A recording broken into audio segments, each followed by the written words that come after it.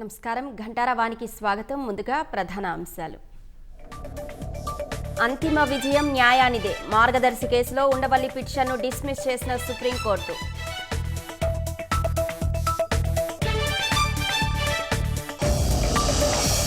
మార్గదర్శిపై చందాదారుల్లో అచంచల విశ్వాసం. ఆర్థికంగా అండగా నిలుస్తోందని కితాబు.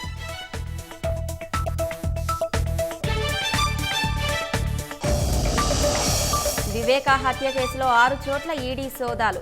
ఎంపీ వైఎస్ అవినాష్ రెడ్డి నివాసంలో తనిఖీలు.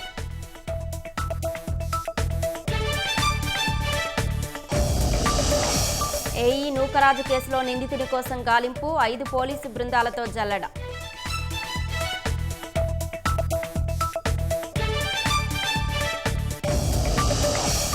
మున్సిపాలిటీలో రోడ్లు, డ్రైనేజీల కోసం 7,469 కోట్లు. నిధుల విడుదలకు పరిపాలనా అనుమతులు మంజూరు.